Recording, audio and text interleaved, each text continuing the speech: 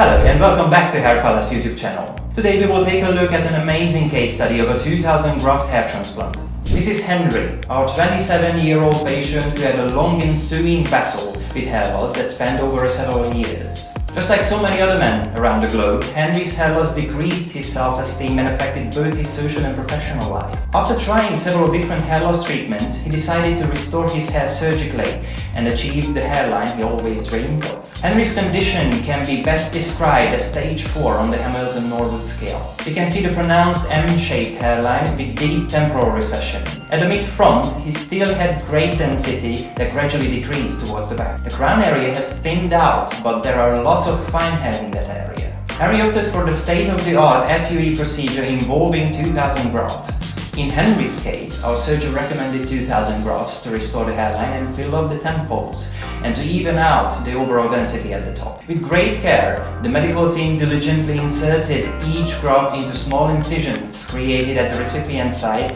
ensuring the growth of the new hair in the desired direction and pattern. Following the surgery, Henri adhered to a comprehensive post-operative care regimen given by our clinic.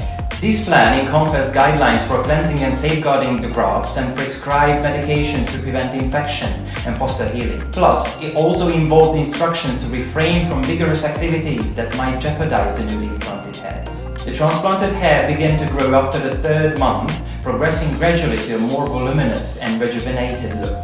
In a year, Henri had an outstanding transformation thanks to his 2000 graft hair transplant. Thanks to the procedure, Henri regained his self-esteem and feels more confident than ever. If you enjoyed this video, smash that like button and subscribe to our channel if you want to see more content like this. As always, if you have any questions or would like to share your own experiences, please leave them in the comments down below. Thanks for watching, and we'll see you at the next video.